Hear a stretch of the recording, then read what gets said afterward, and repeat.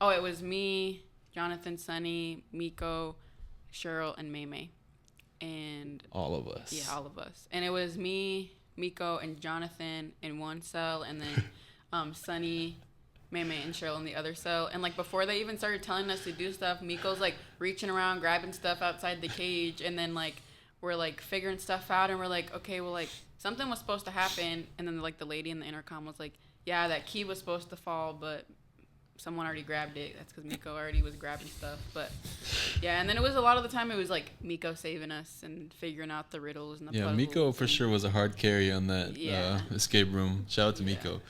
Welcome to this week's Clan podcast. Your hosts are Jonathan Buehlmann, and next to me I have... Sonny Metcalf. Yes, so this is Meet Clan, episode 4. We have a very special guest today. If you just now watching, this is episode 4. Our first episode was introducing me and Sonny. Jonathan and Sonny. And then episode 2 was our language instructor and language coordinator, Memegwesi. And then episode 3 was Miko Sampson. And then now our newest guest, newest employee, I'll let her introduce herself. Hamatakiapi, chante washte nape chuzapi, kamimila wi mieye, washichu ia Hopa Stevens, makiapi, wana bede oto untuwe dead wati, ka, Lakota, ka, Oneida, ka, Ojibwe, Oyate Hemataha, ka, Oneida Ed Omawapi.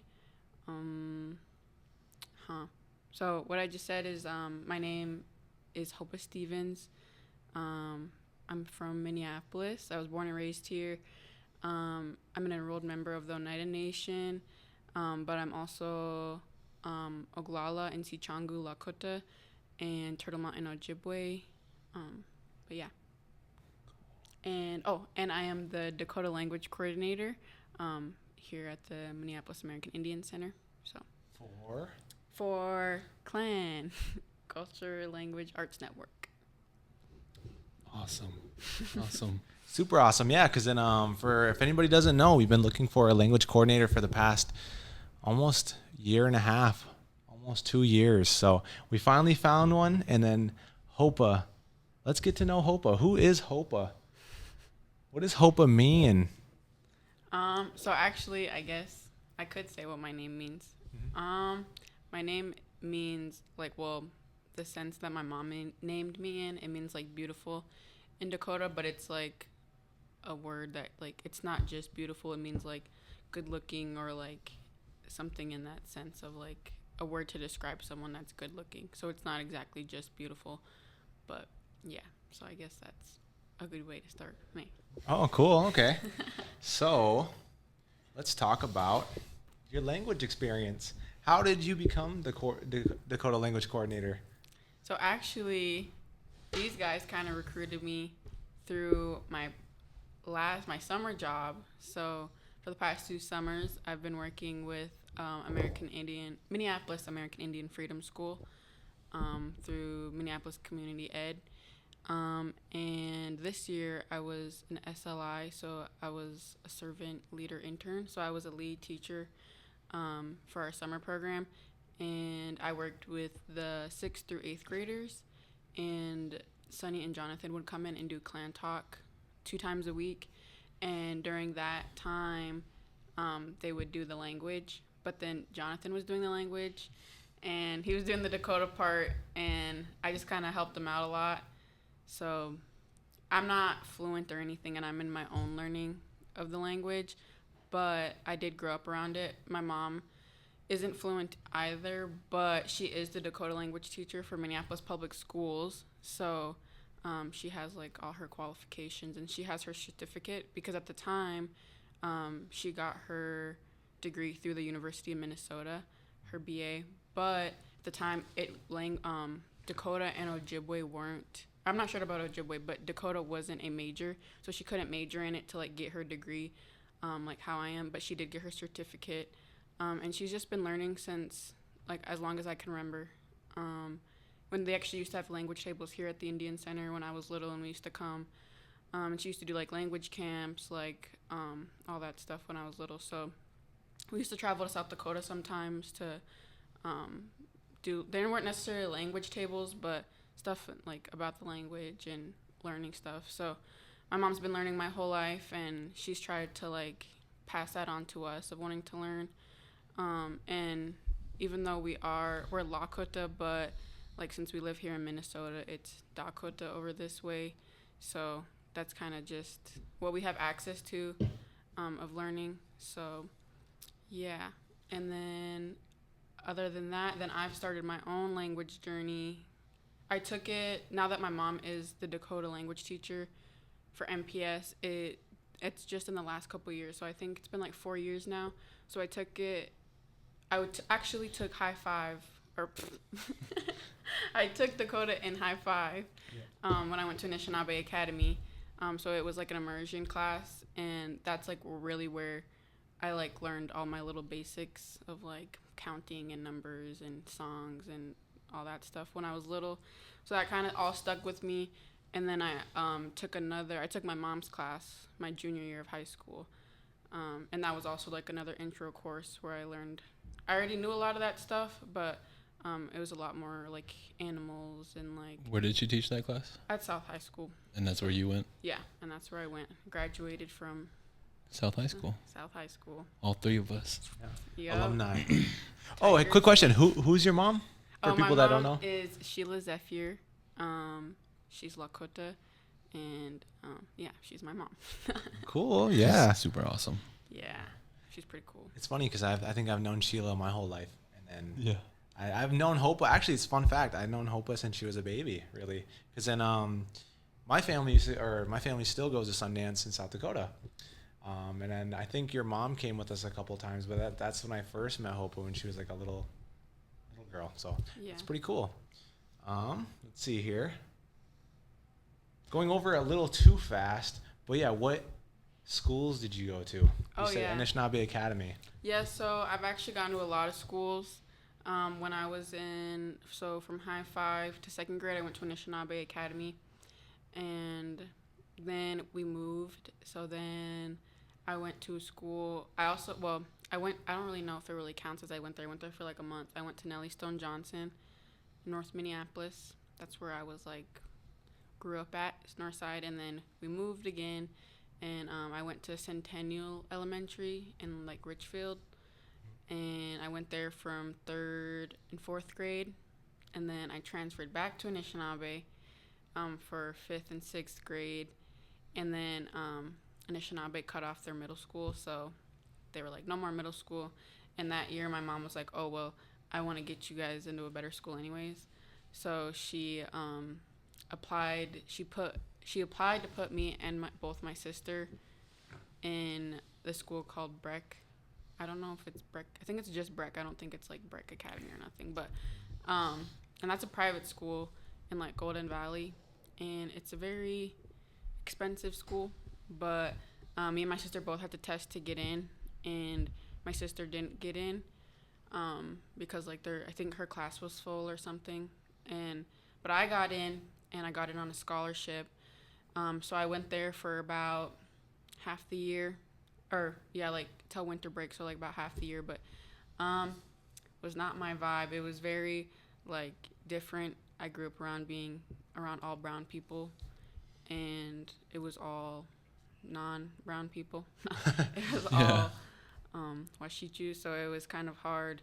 It was a really big transition for me, and I just really struggled there, like just like being around other people that like didn't look like me. And there was a few other Native kids, but even then it wasn't like no one from my community or nothing, or like where I come from. So I struggled with that like for that whole year. And then finally my mom was like, okay, I don't want to keep putting you through that. So she finally switched me to where my sister was going. So my sister was going to Northeast Middle School.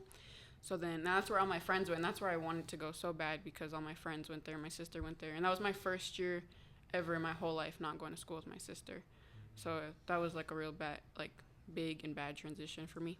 But yeah, so then I switched to Northeast from the rest of my 7th grade year and 8th grade. And then I went to South for all of high school, all 4 years. And I'm currently at the University of Minnesota. Oh, cool. Twin Cities. How old are you again? So I'm 19. I just turned 19 in July. Oh, see, the more you know. Dakota Language Coordinator. Oh, Yeah. knowledge keeper right there. Almost elder status at 19. It's funny too, because then we were working at Freedom School, or me and Sonny were both at Freedom School all summer, and then going back to how we met Hopa. Kind of hanging out with her again, is that she helped us a lot with Clan Talk. Yeah. Me and Sonny were mainly doing the technology part, making technology videos with the kids. If you've ever seen them, they're on our YouTube, Facebook page, Cultural Language Arts Network. They're really cool. So we had doing introduction in the language, playing language games. And we had our awesome language coordinator, Mimigwesi, teaching Ojibwe. But I kind of stepped into that role of doing the Dakota language part. My family is Dakota, or Nakota. They're Ihanktawan from South Dakota. And I do have family that are Lakota from Pine Ridge. So with my qualifications of my mom kind of knowing a lot of the language, I kind of asked her for a lot of our help. Unfortunately, she was actually our language teacher for the kids, but she did she got a new job, so unfortunately she couldn't really help us out too much because she was settling into her new job. So I kind of stepped into that role and helped the kids learn some introductory Dakota. But I did have sometimes I struggled with pronunciation and some words, so Hopa really helped me. She was like, "I got you, don't worry, I can say snake." I was like, "Heck yeah!" How do you say snake again? I'm blanking on it. You can't put me on the spot. I know, I'm sorry. But we were playing language bingo, and she really helped me with some of the animals and numbers. She helped me with my 20s and 10s, actually, like 11, 12, 13. But I just really appreciate Hopa, and I'm happy she's here with us. And then, so with your new job, Hopa, what does that entail exactly? What is the day in the life of Hopa look like? Did my work day or just my day altogether? Or just working with Clan? How does it look? Clan. Yeah. Well, I get here and I go sit at my desk, in my little cube, and then I see what I gotta do. Usually we have meetings, and we have our Clan meetings, and then we have our Clan Talk meetings. And then usually I meet with May, the other language instructor, to go over our online classes, and kind of what the week looks like and what we need to get done. And then we've also, it's been a while, but we've met before about our language curriculum for the kids, but we haven't really been working on that too much lately because then our Clan Talk got pushed. So, but yeah, and then what else do we do? I just kind of feel like I just go to a lot of meetings and help plan stuff and then work on my Dakota stuff, for our online class, answer emails and post stuff to the Google Classroom. That's really cool, because then we have our new upcoming Clan Talk with Boys and Girls Club of the Minneapolis American Indian Center. So that's really cool that now we have some set kids already ready to go, and Hope will be there helping teach Dakota with them. And then let's see here, and then we do have our powwow. So we've been in a lot of meetings with our powwow. Our powwow is coming up October 14th, Indigenous Peoples Day. I'm not sure exactly when this video will go up, but we do have a powwow coming up October 14th. If the video is up before the powwow, the grand entry does start at 5. 5. Yep, 5 to 8. So it's a little short powwow, but short and sweet. Yeah, and then we're not super sure on food yet. So if this come fed. Make sure you eat an apple. But we've been a lot of and then Family Fun Night. We have Family Fun Night coming up this Friday. Like I said, don't know when this video is coming up, but this Friday, September 27th, same time, 5 to 8, we have a Family Fun Night with art showcase. Peace project. Art exhibit with our Peace Project. So if anybody came, April Family Fun Night, we all made art, and right now this Friday we'll be showcasing all the art everyone made. Yeah. And there will be food, walking tacos. So hopefully this is hopefully we post this pretty soon, so then people could see that there's some food coming up. Awesome. Yeah. But no, Hopa's awesome though. So Hopa, go into your life before with Clan. Where'd you work before working here? So like I said before, I used to work during the summers. I work with Freedom School, During the school year, last year I've worked with the YWCA Minneapolis, and I've worked there for like almost the past 2 years, kind of like all over in the building. I used to work at the front desk there.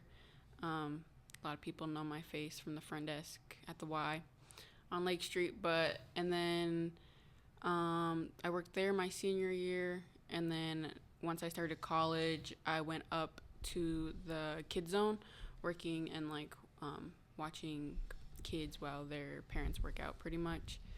And then I transitioned back downstairs to the Strong Fast Fit program. So I was like a youth counselor, and I helped run program.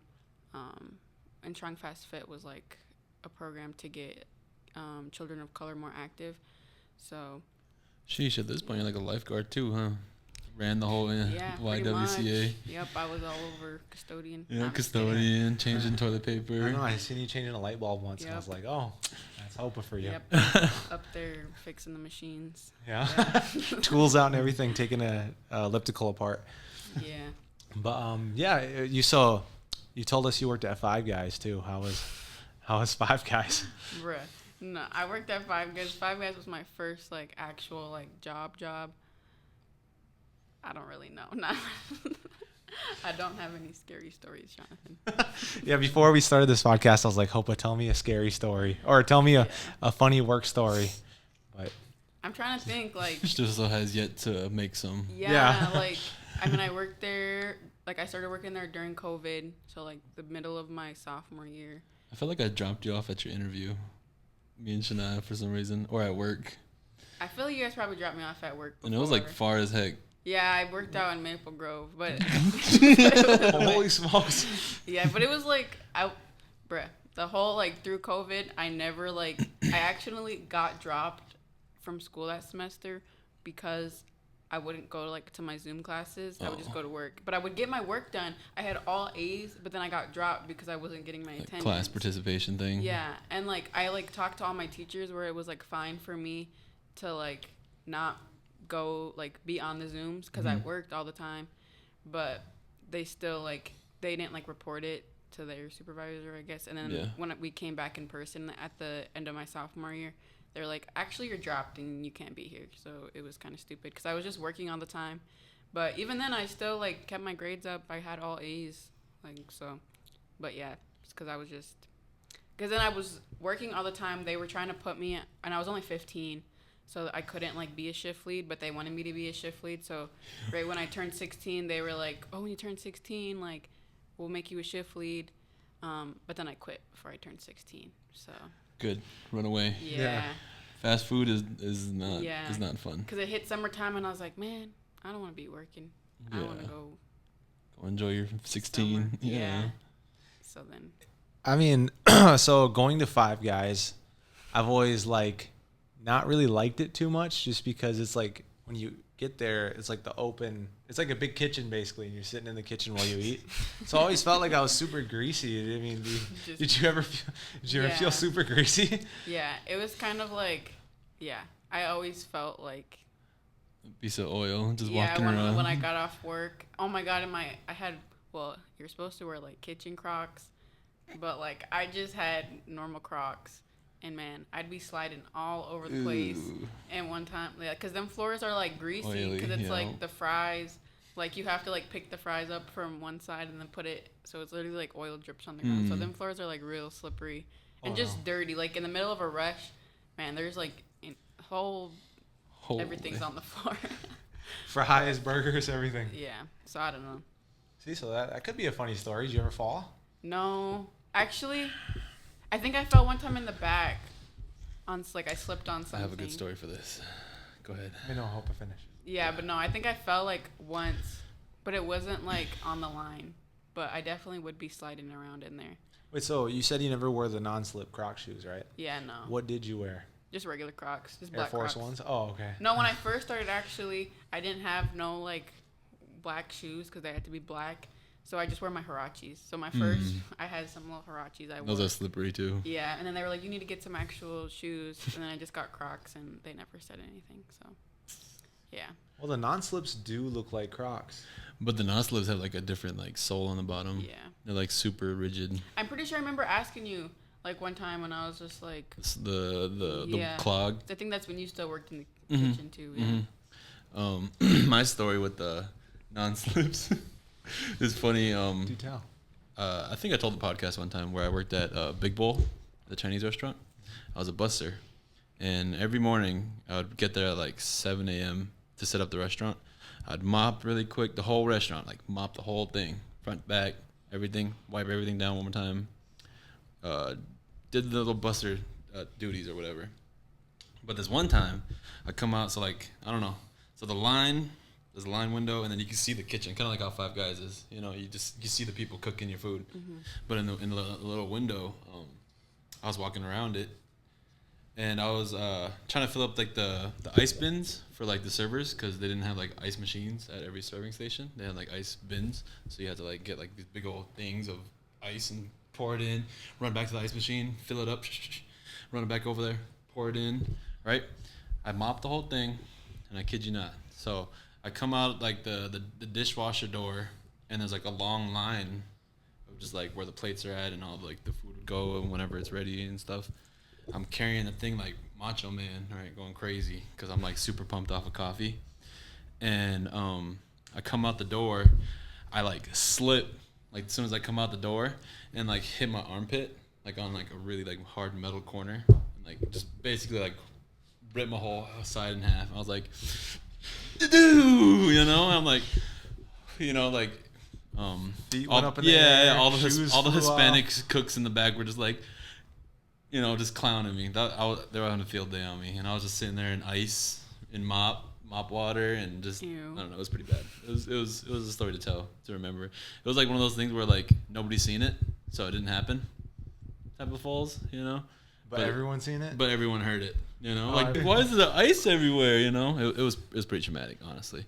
Traumatic. Yeah, because I was probably Hopa's age. Yeah, probably 19, and then busting like crazy, running around corners and slipping. It's not fun. See, like fast food is not it. Get out, go to school. See, when you're 19, you're slipping and falling. And, Hopa's here, 19. Yep. Doing a podcast. Look at that. Yeah. Full circle moment. Okay, so Hopa, what is so where you go to school currently? So I'm currently at the University of Minnesota, Twin Cities. So like across the river from here. And I'm studying American Indian Studies and Dakota Language. So I'll be double majoring in Dakota and American Indian Studies. And then I'm also with a possible minor in leadership. So that's where I'm at. It's kind of like you're following mom's steps. Yeah, pretty much. And then like, do you like, I don't know, it's a big question, but do you have like a long-term goal of like what you would do with your education? That's kind of like, it's hard to like pinpoint right now where it's just like this is exactly what I want to do. Yeah. But I really do enjoy like that's where like this job was like really perfect for me because it's like a mix of like everything that I want to do and everyone does is like, oh well, isn't that like what your mom did? Yeah. Because like so I was like, oh, are you gonna be a Dakota teacher? But like that's not necessarily like what I want to do. I don't want to be like teaching the language, but like I do want to be fluent in being able to teach like my own kids and my nieces and nephews the language. And then also like I want to teach it to the youth around here. So like that's where like it come like clan talk is really nice. Yeah, because then I do enjoy working with the youth. Like I've always really liked working with the youth, and I did youth programs like my whole life growing up. So like I think about all the people that I worked with that had influence on me, and like the influence my mom had on me because my mom literally did everything for us, and like I owe my whole life to her because she like set all the standards and broke all the barriers for us. And she's really like the best person ever in the whole wide world. I can back that up. Yeah. Sheila is one of a kind. And she's done so much for like us and like so many other people and like the community and everything. But yeah, so like really like my mom is my aspiration, and like so I am following in her steps, but like which is a good way to do it. Yeah. Honestly, because like that you're kind of doing like the duty of the ancestors and carrying the language to the next, you know? And that's like pretty impressive on its own because like it is hard to learn a language that's dying. And it's like, and that's where like right now I'm kind of struggling, like, because I still take, like, my Dakota classes. Mm-hmm. And I, like, was getting a little discouraged because there is a lot of Washichu people Mm-hmm. that are, like, taking it and are, like, doing really good, that are, like, oh, my God, they're way better than me. Mm-hmm. But then, like, and, like, we've been learning, taking the same classes, and they're, like, picking up the stuff way easier. But my mom always, like, reminds me that, like, they don't have, like, the trauma that we have with the language, and that it's, like, way easier for them to learn it than us. So, like, I try to take that into consideration. Because like I'm still very beginner as well. But yeah, so I think like you don't give yourself enough credit, I'll say, because you're at least like the end of going to beginner and like intermediate. Yeah. I feel like, because you know a lot of language, I realized, and it's pretty awesome. Yeah. Just think of like all the kids too, like that you've helped learn some Dakota, you know, and like and who knows, maybe like 10 years down the road, they'll be like, oh my God, Hopa taught me, you know, or like, oh, Miss Hopa is awesome. Yeah. Because then all those kids too at Freedom School, they're like, oh, Miss Hopa. Because like when I was teaching the Dakota kids language, Sean, your nephew, he was like, oh, Hopa taught me like this. And I was like, oh, okay, cool. Because then he already knew how to introduce himself and everything. Knew how to count to 10. So I was like, oh, cool. It's like all the things that, I mean, I was willing to teach the kids. Some kids already knew because of you and your mom. So I was like, oh, all right, well, job's done. Yep, I'm just kidding. And you kind of got to ask, like, you don't want to step on any toes too sometimes. Like, hey, how did they teach you? You know, like what does your family say? That's like, that's also what's really hard, is because like I'm also struggling with that too, because like I have the introduction I was taught by my mom, and then I have the introduction like I was taught at the U.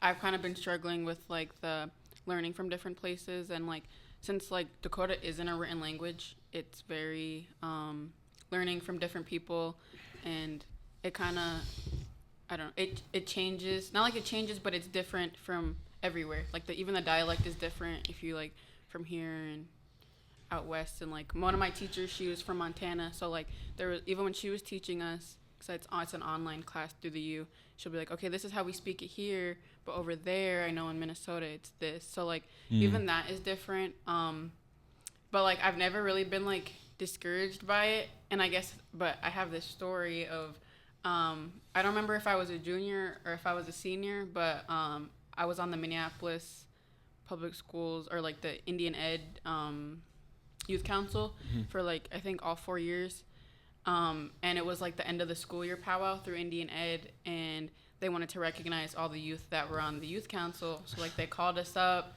and Jerry Dearly was emceeing, and they passed the mic like for us to introduce ourselves. But like my mom's always taught us, like when it's stuff like that, like you always introduce yourself in the language.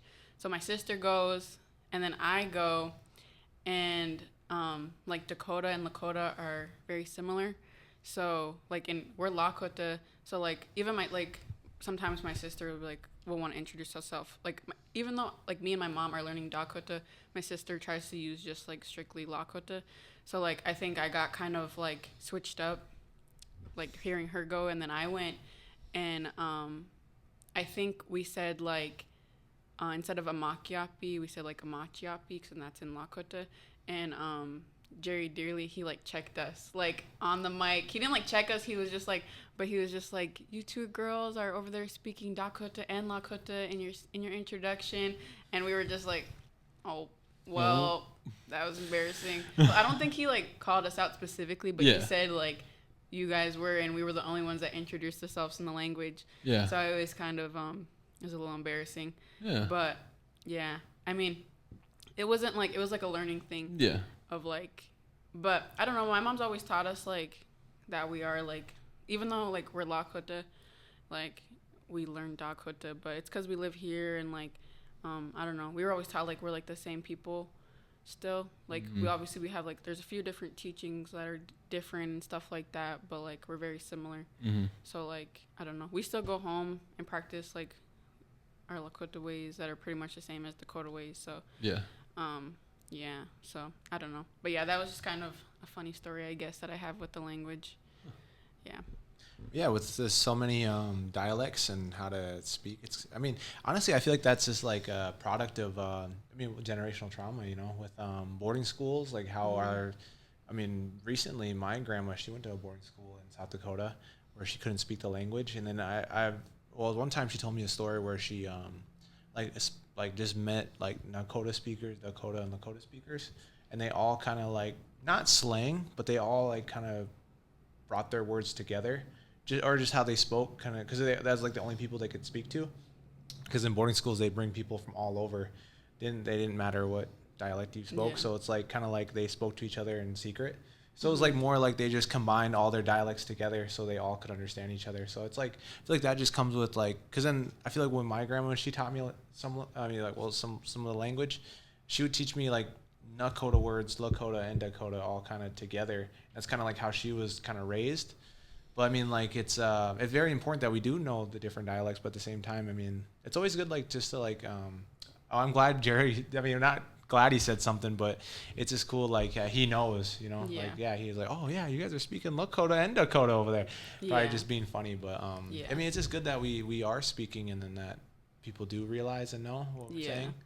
But that's pretty cool. Yeah, because my mom always says that, like that. I mean, if you're speaking in Lakota and Dakota, like you can always like tell, like you can understand each other. It's not like, it's very similar. Like there's only like, there's some words that are straight up like different words for different things, but like it's literally like just like small things. Or a lot of times it's instead of a D, it's an L. Yeah, so like the dialect is like sometimes, or like it's not always the D and the L, but like even like with Kumimila, like Kumimila is Lakota, and then like Kimamana is Dakota. So it's very similar. It's just like words like that are like, sometimes they're like big changes and it's a whole separate word. For the viewers, what does that mean? Oh, it means butterfly. Kimimila is butterfly in Lakota. Yeah. Yeah. Oh. Yep. Yeah. But yeah. So. Okay. So it's cool to having another Lakota person here. Yeah, us three, huh? Yeah. Three Lakota people here. I know now we outnumber Maymay and Cheryl. Yep. Now we can beat them up. Yeah. No, I'm just kidding. We still have to get Cheryl Sokola on our podcast. So I know it was kind of hard to get Hopa on our podcast. Had to track her down actually and make sure she could get on. No, I'm just kidding. But the next episode will be Cheryl, so we can learn more about Cheryl Sokola and her Kuchiching upbringings. No, I'm just kidding. she'll go more in depth with where she's from. Oh. She'll probably be our next episode. Hopefully after this. Hopefully you can track her down too. Yeah. I had to rope up Hopa. Yeah. Yeah. We got Hopa here. So basically, we have all of our staff members. This is Me Clan episode 4. And Hopa's only been here for how many weeks now, Hopa? Since the beginning of August, or like halfway through August, September. So about a month. About a month, I think. Oh my goodness, Hopa! Yeah. Just go over your whole month with us. How's it been? Do you recommend? Yes, it is very like as a college student, it's great. But it's very very flexible with my schedule. So I'm able to work and go to school, so I can pay my rent and use the language. And use the language and go to my classes, and Cheryl, she's very supporting of me learning, not only the language but just going to school, and making sure I have what I need. So yeah, it's been a good month, and it's been very laid back and chill, which is very not what I'm used to at all my other jobs. So really this job kind of fell right in my lap, right at the perfect timing. So yeah. It was fun because I think what was it, your third week? We did a staff kind of Oh my God! Let's talk about that. Oh, when we went to the. I'll insert pictures. Go ahead, Sonny. Go ahead, Hopa. Oh, insert a picture of me. Yeah, no, go ahead, Hopa. Tell us all about that. That was your first week. Okay. Was it second? That was my third week. Yeah, third week, something like that. Okay, tell us all about it. Yeah, what happened? In Hopa's words. What happened? We went to the Mall of America. No, and we went to the escape rooms. Yep. Or escape room. Yeah, and then we were in the hardest room, the prison break, and we were in there, and before they even told us what to do, Miko just started feeling around. Who was all there?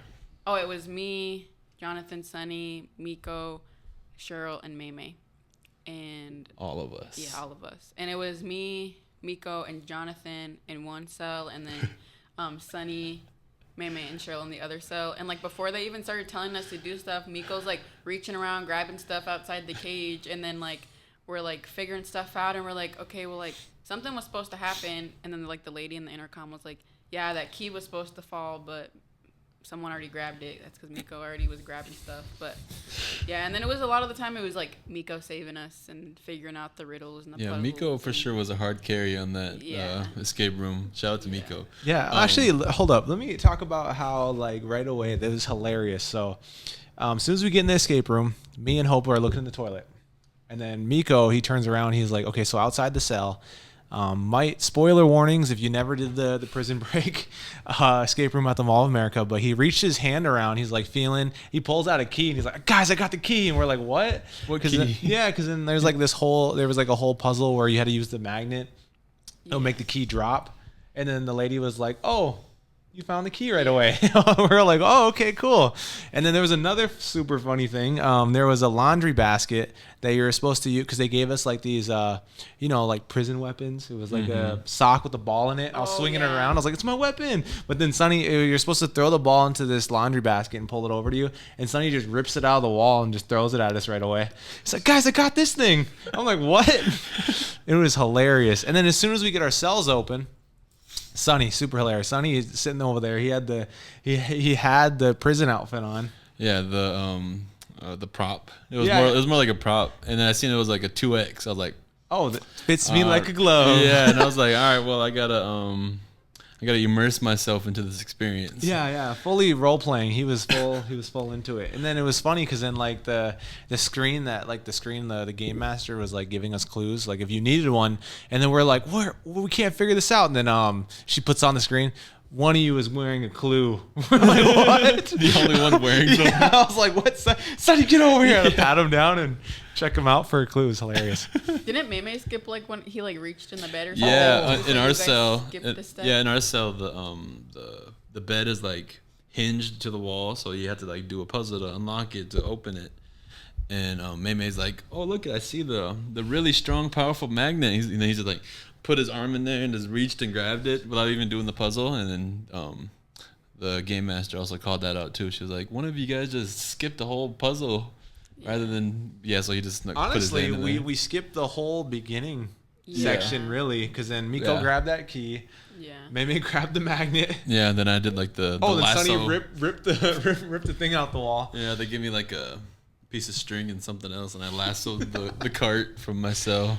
Yeah, that's hilarious. And then then after that, we actually solved the puzzle with like 5-10 minutes. 5 minutes remaining. Yeah, 5-10 minutes remaining. So we escaped. Yeah, shout out Maymay, shout out Miko, shout out Sonny. I think me and Cheryl were the ones that were kind of like, I was thinking of it way too like literally, like all right, they're gonna give me a screwdriver and I'm gonna take this whole thing apart. You held the flashlight pretty well. Oh yeah, I had the flashlight. Yeah, I was pretty steady. I was like, ooh, what's that? Like that's all I was doing.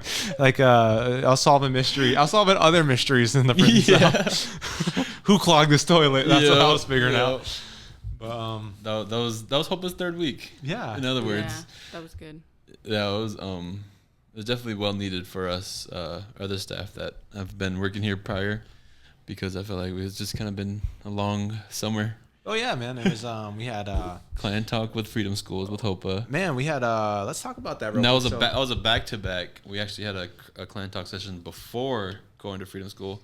The week that we ended our first clan talk session here at the Indian Center was the same week that we started at Freedom School clan talk, and we didn't have like no time to prepare, but we honestly like that was probably one of our best clan talk sessions, and we got really good videos, and like the kids learned language, which is really awesome. Let's take a step before that. Remember we had it was a crazy like couple like 4 months because we had the Peace Project Family Fun Night, and then we had a whole that was kind of awesome because that was April, like that was the last week in April. We had an art art time, and then we honestly didn't think we were gonna have a whole lot of people because then the Indian Center didn't open yet, so we had to find a space. We asked Badote Learning Center, and they let us borrow their gym. And then it was kind of funny because then like 30 minutes into the Family Fun Night, we're like, hey, we should start recording people because we had to make a video. Yep. And then so me and Sonny were like, all right, let's do this. So we pulled him aside, pulled out a camera, and we're like, all right, we'll start recording everyone. Yep. So there is a video for that family fun night. It's our peace project video. And the topic was envision your community with peace. Or what does a peaceful indigenous community look like? Yeah. And everybody did beautiful art. I know I did something, but I don't know. I feel like I'm a perfectionist and it didn't look good enough, so Sonny threw it away. Yeah, I threw it away. I sat down the first 5 minutes and did something really nice, and then I threw it away. Yeah. So right after that family fun night, we had the May 1st open house and the powwow. So that whole day was like, man, that was like almost a 12-hour day of just constantly running around and making sure powwow goes good. It was, which it did. It went awesome. Yeah, it was man. We had more than like 1,500 people, or maybe like honestly probably like 2,000 people through the whole day that were just either brand new to the Indian Center, or they came to support, or even came far and wide. Yeah, we had people from out of state come, seeing different license plates, so that was really cool. So yeah, it was just a really busy summer, so it was really cool to have us all kind of have fun, kick back, unwind, and get to know Hopa Day. Yeah, it was get escape room. Yeah, get to know Hopa, but also team bonding and really come together and figure out how we can be more awesome. Yeah, honestly. All right, Hopa. Why did you choose the Cultural Language Arts Network to call it work, call it the second home?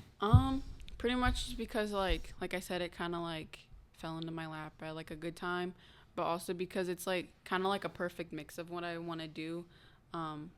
Like when you ask me like what I want to do with my degree, it's still kind of like I'm still only in my second year of it, and like I still have a lot of time to decide. Yeah. Like I'm still young, but like this, like I've always known, like since I was younger, like I've wanted to work in my community. Like I love my people, and like not only just like Native people, but like specifically here in the cities. I've always been, I feel like, pretty active in the community because of my mom. A lot of people know me because of my mom, but like wait till it turns around and a lot of people know your mom because of you. Whoa. No, I'm just kidding. Wait. Talk about how many people you had in your first Dakota language class that you hosted the Zoom for. Oh, there was pretty big. There was like almost like 200 people in there. So it was a lot, and it was like a lot of people from like, I didn't recognize like anybody either. So it wasn't like really anybody from around here. Like local. It was like people from like, there was a lot of people from Canada too, and that's like what was really like, dang, there's a lot of people on here.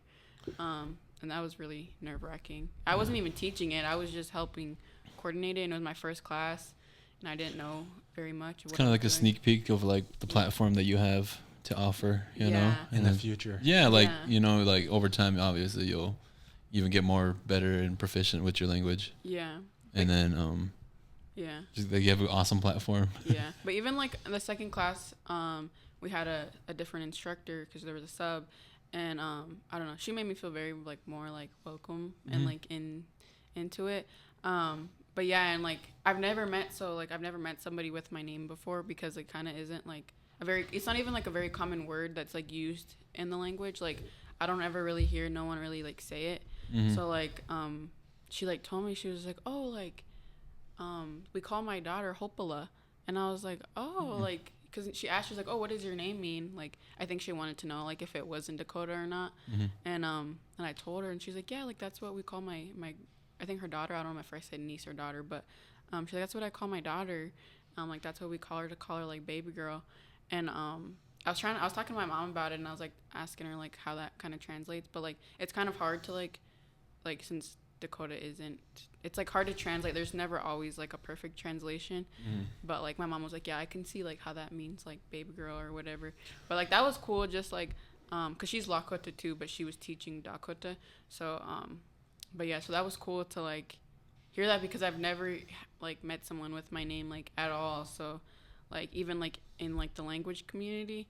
So that was a cool experience to kind of like made me feel more comfortable in the class too, like talking. It was like the warm welcome. Yeah, it was cool. But yeah, you excited for your class this week? Yeah, there's a lot less people now, so yeah, it's a lot less nerve-wracking. Now I like know how everything works and all that stuff, so it's a lot better. Yeah, this is like a good introduction to the future students that will take the Dakota classes over Zoom. Hopa will be your coordinator and help you guys out in that learning process. Yeah, so if you guys have any questions or if you need any help signing in and or need the Zoom link, or if you didn't see anything on the Google Classroom, Hopa Stevens is your person to go to. So this whole podcast is really to get everyone to know Hopa and get to see a face to the camera behind the screen. That makes sense. Or if anybody has any questions, Hopa Stevens is your person to go to for the Dakota language. Yeah. And just think, maybe like 2 years, 3 years down the road, you're teaching that class. Yeah. Maybe next year. Super fast. Yeah. I don't know about teaching. No. Yeah. Or maybe like you network with your students at your current classes and you're like, hey, I'm a coordinator. You want to come teach for me? Yeah. I guess that was kind of like a funny story, like my first month being here. I think it was like my second week here. And then that guy came in. And like already knew about you. Yeah, like my second week being here, they're like, oh, someone's at the front desk for you. And I was like, all right, like, because that happened like a couple days before that, but they were looking for someone else. I was like, oh, maybe it's the same thing. And I went down there and it was this guy, and he was like, oh, like, I'm the Indian Ed. I don't know if he was the director or what, but he was something for Indian Ed out in one of the suburb school districts. And he was like, yeah, like, we're looking for a Dakota language teacher, and like, it's only 1 hour a day, like, and he's like, I really need to find someone, and all this. And I was just like, my first thought is like, oh, my mom can do it. Because I was just like, yeah, like, I don't know, that would be good for her. And because he said it was online even, so I was like, oh yeah, like, let me see if that fits into her schedule. And he was just like, well, what about you? And I was just like, me? I was like, oh, no, like, I'm still learning. I was like, I know, like, introduction and, like, maybe beginner, intermediate, like, I can't teach, like. And then he was just like, well, I'll give you my card. And, like, I was like, okay, well, I'll ask my mom for you, like, and let you know. And call my mom, and I was just, like, telling her, because then I was just like, well, I was asking for you. And she's like, well, why don't you do it? And I was just like, because that's, like, kind of a lot, like, an actual teacher. And she was just like, well, you took my class, like, you took my intro class, and, like, give yourself some credit. Yeah. And she was like, it's just intro, like, you'd be able to teach it. And I was just like, well, I guess I did. I was just like, she was like, well, ask them, like, what their curriculum is. And so, and sure enough, so I ended up reaching back out to him and, like, asking what their curriculum was.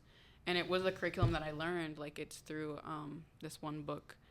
I think, I can't remember who made it, but it's the curriculum my mom teaches. So I was like, yeah, I literally took that class, like, I could teach it. So I was really like, all right, I could do this. But then it turns out it wasn't online. So, yeah.